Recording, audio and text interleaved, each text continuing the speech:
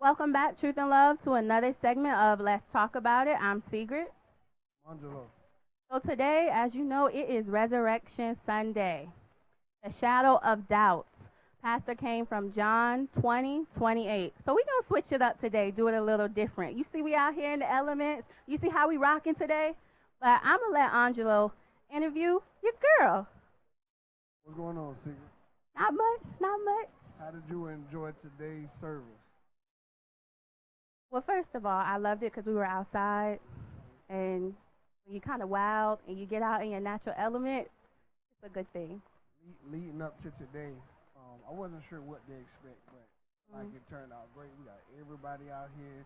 We had the stage out here. Blaze was outside on stage, turned up. How did you feel about it? And you even partaked and got on stage and prayed and brought service in. How was that experience? Like I said, I loved it because I felt like the energy and the spirit of God was more able to flow because we had this open space. We weren't so bound to a building and we weren't so bound to normal form and fashion. We were able to really reconnect with the spirit of God and depend on Him to fill the space. For years, I think a lot of people, whether you're church or not, we kind of have celebrated Easter for the wrong reasons. But today, Pastor made it very clear about the importance of resurrection.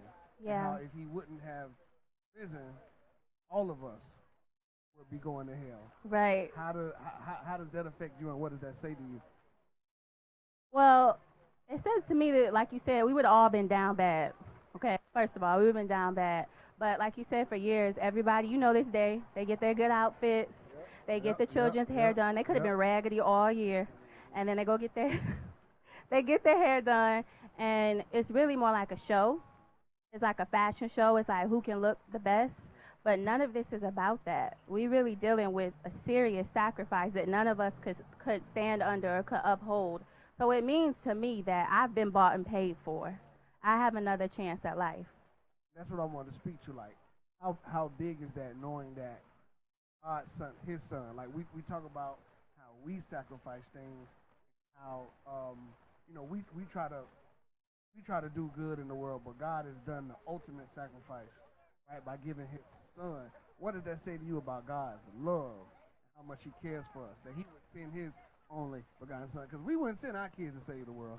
We wouldn't do that. We let them jokers go whatever they want to. But God sent His only begotten son. What does that say to you about His love? It says that His love is bigger and badder than anything and everything, and there's nothing that can compare to that. Because most of us, we wouldn't be willing to do the bare minimum. You think about it when you're in traffic. This happens to me all the time.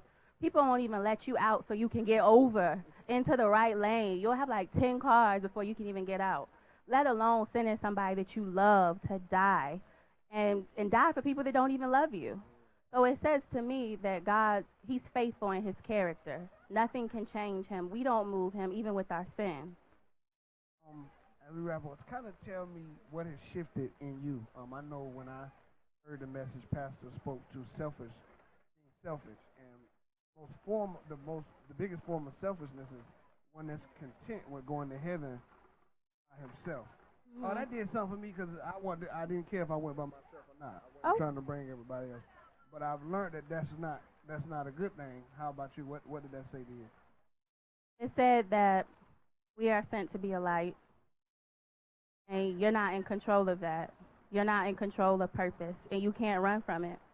So if God called you to be a light and to draw people to Him, it's not up to you to say, well, I'm going to mind my business, because I'm the head pastor of Minding My Business Ministries. So it's very easy for me to just, that's not my business. But it is my business because God created me to shine His light and to draw people to His name and to glorify Him. Why do you think it's so difficult for particularly new believers to share their testimony and share their walk? I think because it's still very vulnerable. And in our culture, it's like, I've been saved 35,000 years and I wear all white and, I'm a church mother, and you have all these accolades that don't really mean anything. So when you first get saved, it's very vulnerable because you still have people who are trying to draw you back to your old state. You still have people who are looking at you, judging you if you don't wear your clothes right, you don't wear your hair right, you don't talk like the 30 years saved people. Right. Everybody, they judge you. So it's very vulnerable because what if you did, Just an example. What if you were addicted to drugs for maybe 20 years? And you don't want to share that with people who are already judging you. I appreciate you for allowing me to sit down today and be the one to ask you the questions. Yeah, I'm down for it. I rock with it.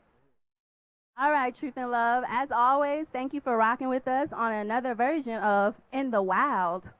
Let's talk about it. And in the wild. And we'll see you next time. Come to church.